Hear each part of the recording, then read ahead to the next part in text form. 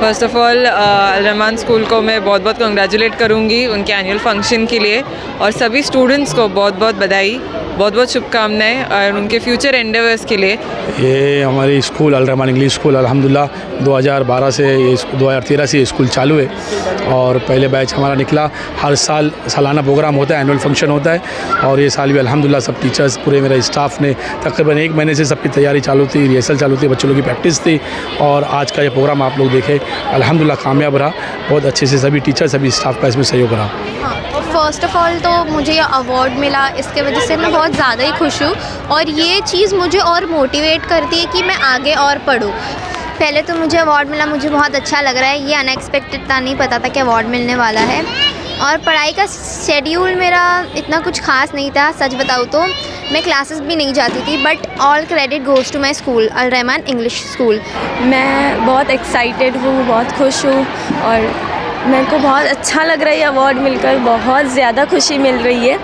और पढ़ाई करने के लिए तो दिन में बस 3 घंटा मैं ज़्यादा नहीं करती थी, बट जो भी मैं पढ़ती थी अगले दिन उसको रिवाइज़ ज़रूर करती थी। आज एनुअल फंक्शन का स्कूल का आप इसमें आई, आपको कैसा लगा, और इसके बाद इस फंक्शन के बारे में बताइए, और बच्चों के लिए एजुकेशन के बारे में बताइए। First of all Al Rahman school को मैं बहुत बहुत कंग्रेचुलेट करूँगी उनके एनुअल फंक्शन के लिए, और सभी स्टूडेंट्स को बहुत बहुत बधाई, बहुत बहुत शुभकामनाएं और उनके फ्यूचर एंडेवर्स के लिए, because they are in very good hands. English medium school Vikhroli जैसे एरिया में, वो भी माइनॉरिटीज़ के लिए, क्योंकि सब बच्चे इतने अच्छे से पढ़ रहे हैं, एंड वेराज कल्चर और सब कल्चरल टीचिंग्स और लैंग्वेजेस को भी ध्यान रख के उनको वहाँ पे पढ़ाया जा रहा है। So hats off to the school, and I would congratulate the first batch of the who graduated this year and the toppers. May all good study very well and reach higher heights in life. Thank you. एक चीज़ ये बताएं, minority के जो मतलब बच्चे हैं उनके education के लिए बात की जाती है, तो वो एजुकेशन में पीछे, लेकिन आप यहाँ पर आए और आपने देखा कि बच्चियों ने भी टॉप किया, वो अच्छे से पढ़ रही है, तो उन बच्चियों के बारे में क्या कहेंगे, और आने वाले जो फ्यूचर के बच्चे उनके लिए आपका क्या मैसेज है? आज के जो टॉपर्स हैं वो तीनों ही लड़कियां हैं, जिससे मुझे बहुत अच्छा लग रहा है, क्योंकि हम देखते हैं कि लड़कियां इतना ज़्यादा पढ़ती नहीं है, तो बहुत अच्छा लग रहा है कि तीनों लड़कियों ने टॉप किया है। बहुत अच्छा पढ़ाई करें और बहुत अच्छे आगे उनका करियर हो। सिर्फ वही नहीं तो बाकी के जितने स्टूडेंट्स हैं स्कूल के सभी अच्छा काफ़ी पढ़े, और बिकॉज़ स्कूल ने रिस्पॉन्सिबिलिटी ली है बच्चों की और अच्छे से पढ़ा रहे हैं।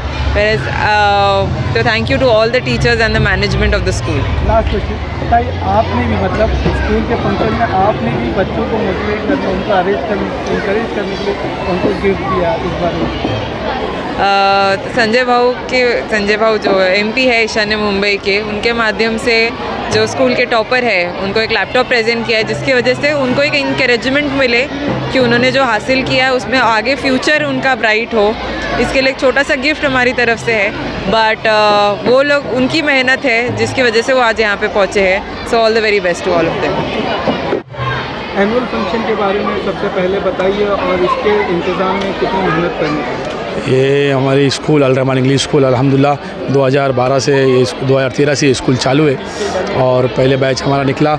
हर साल सालाना प्रोग्राम होता है, एनुअल फंक्शन होता है, और ये साल भी अल्हम्दुलिल्लाह सब टीचर्स पूरे मेरा स्टाफ ने तकरीबन 1 महीने से सबकी तैयारी चालू थी, रिहर्सल चालू थी, बच्चों लोगों की प्रैक्टिस थी, और आज का ये प्रोग्राम आप लोग देखे अल्हम्दुलिल्लाह कामयाब रहा। बहुत अच्छे से सभी टीचर सभी स्टाफ का इसमें सहयोग रहा।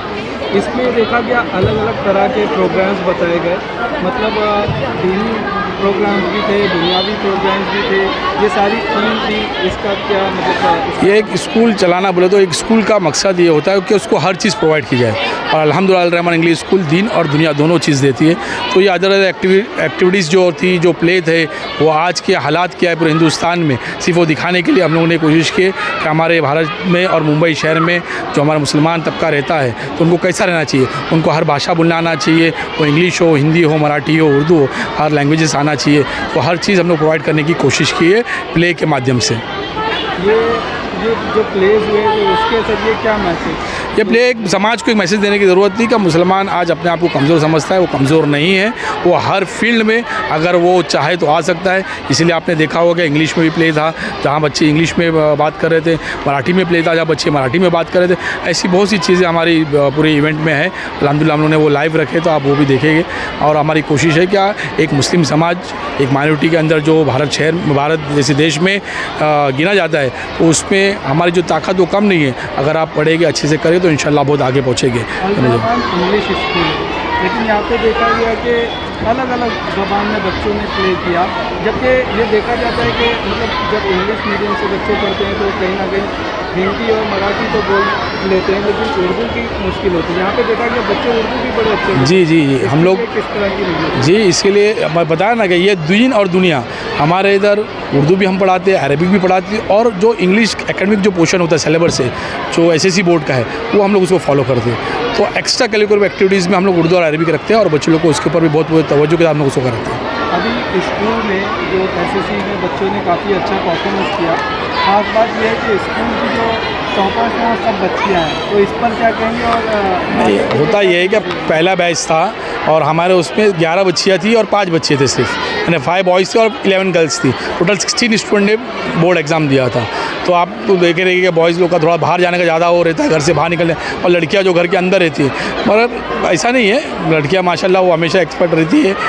लड़के की भी कोशिश रही है मगर उन लोग वहाँ तक पहुँच नहीं पाए।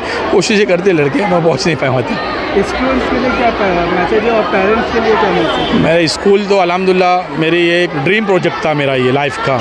मैं बहुत यानी जब से होश समझ मुझे एक शौक़ था कि मैं अपना एक अच्छा सा एक स्कूल खोलूं और बहुत छोटे पैमाने से मैंने चालू किया। अल्हम्दुलिल्लाह ये 12वां एनुअल फंक्शन था और आप लोग देखेंगे क्या ये कोशिश हमारी रही है। स्टूडेंट्स और पेरेंट्स के लिए क्या मैसेज? मैं स्टूडेंट्स और पेरेंट्स को एक ही बात बोलना चाहूँगा, क्या आप लोग बहुत सिंसियर और डिसिप्लिन जो प्रॉफिट मोहम्मद सल्लल्लाहु अलैहि वसल्लम दुनिया में आने के बाद जो आपने पैगाम पहुँचाया हमारी उम्मत को, हमारी कौम को, वो पहुँचाने की कोशिश हमारी है। क्या हम लोग भूल चुके हैं और हम लोग अलग डायरेक्शन में, जो हमारे आइडियल है, हीरो है, हमारे लीडर है, सब कुछ आप है, आपके हमारी जान कुर्बान, माँ बाप कुर्बान, आप सल्लल्लाहु अलैहि वसल्लम को हम लोग फॉलो नहीं कर पा रहे, उनके नक्शे कदम पे हम लोग चल नहीं पा रहे, इसलिए ऐसे हालात है। तो हम लोग कोशिश करें कि हमारे बच्चे, हमारे पेरेंट्स उसको फॉलो करो, आगे चलें। माय नेम इज़ खत्री राया नदीम और मेरे 10th एसएससी बोर्ड में परसेंटेज आए थे 91.00 and I am from Al Rahman English high school.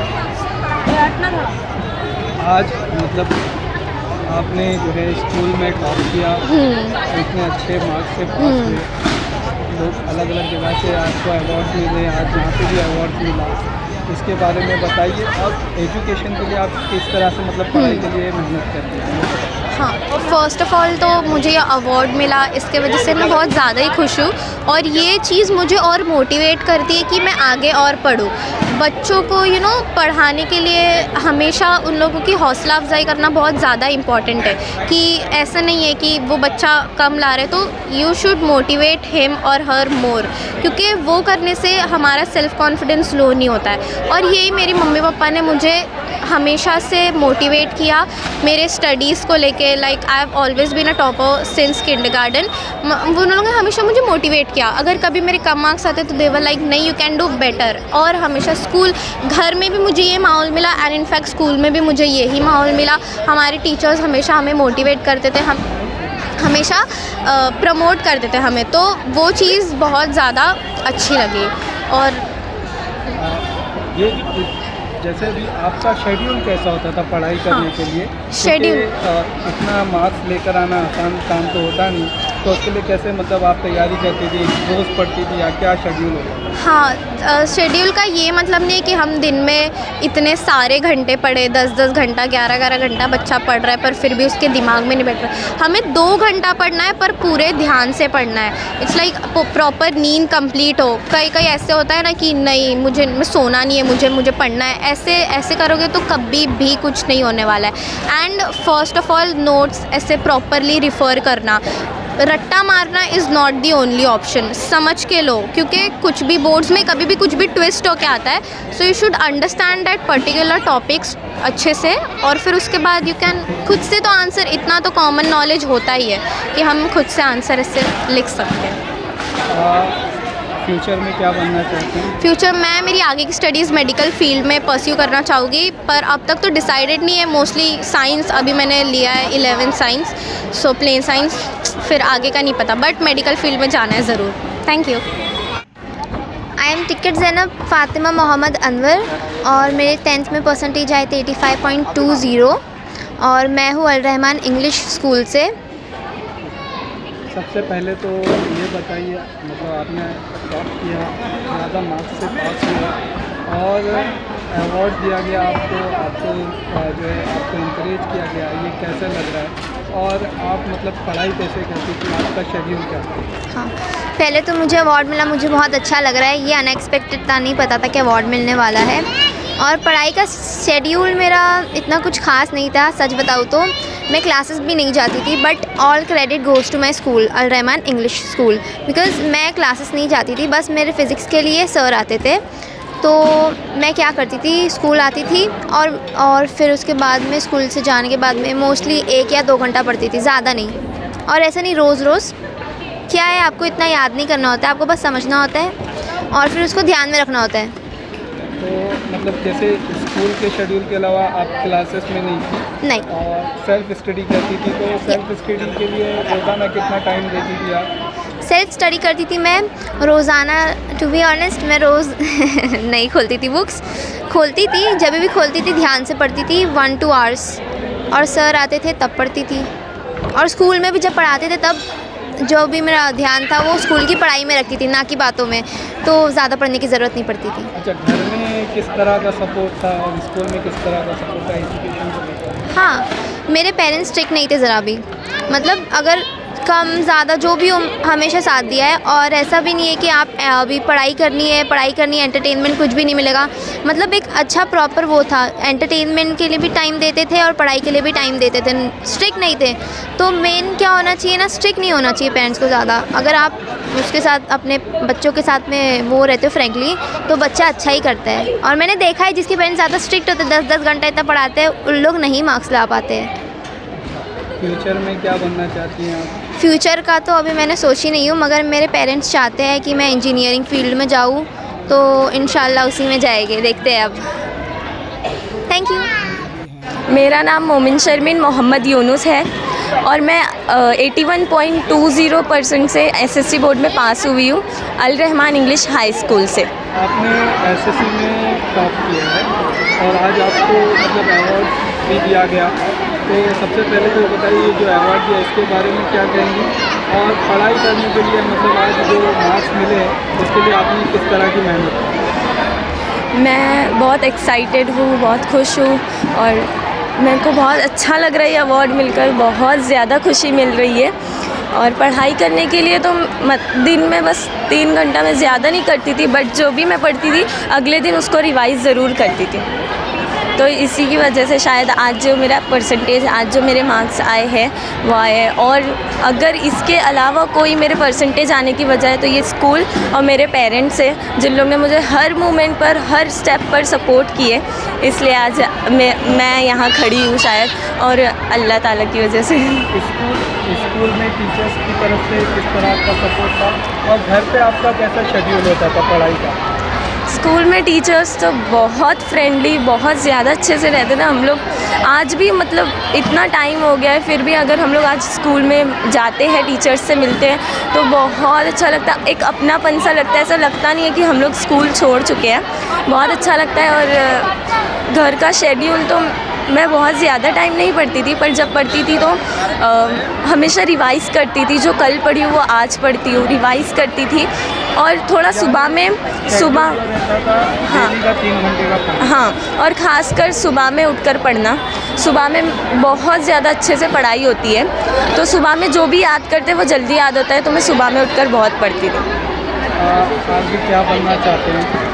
मैं इंशाल्लाह कोशिश करूँगी कि डॉक्टर बनूँ, डॉक्टर बनना चाहती हूँ क्योंकि मेरे अम्मी अब्बू चाहते हैं कि मैं डॉक्टर बनूँ, तो डॉक्टर की पढ़ाई कर रही हूँ, बस दुआओं की ज़रूरत है।